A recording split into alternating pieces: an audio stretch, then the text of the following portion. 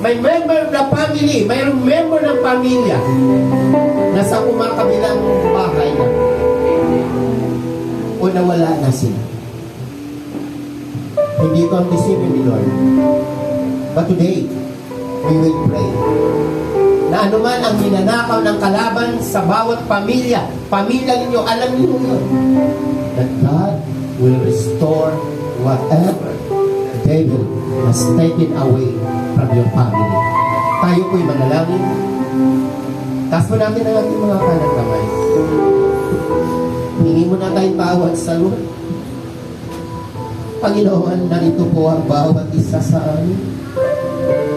Nakikita mo, God, ang bawat lalaki at babae na nakatayo, Panginoon, sa iyong harapan sa mga oras na ito. Lord, sama-sama kami lumalapit, nagpapakumbaba, Lord. Humihingi kami ng kapatawaran, Lord, sa aming mga pagkukulang sa aming pamilya. Minsan wala na kami pakialam sa kanila, O Diyos. Lord, sama-sama kami lumalapit sa inyo sa oras na ito. Patawad, Panginoon. Ang dalangin namin, O God, uhin mo muli, Lord, ang pamilyang winasak ng kalaban, Panginoon. Lord, sa pamamagitan ng mga nanay na ito, na gagamitin mong daluyan ng pagpapala, Lord God, upang ang aming buong pamilya ay manumbalik sa inyo. Lord, salamat mo. Bless the families, Lord, na nire-represent ng bawat isa na narito, O God. Alam mo ang kabigatan.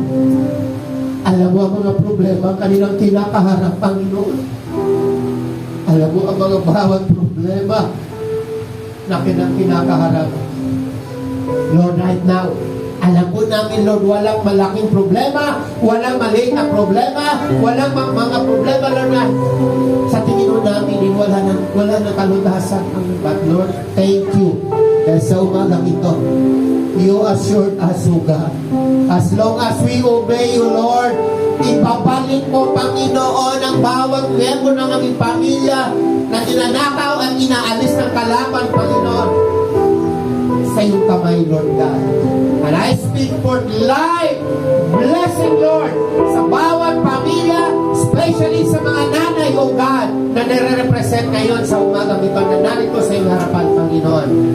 Pagpalagin mo ang mga bawat ina ng tahanan, ilaw ng tahanan sa lugar na ito.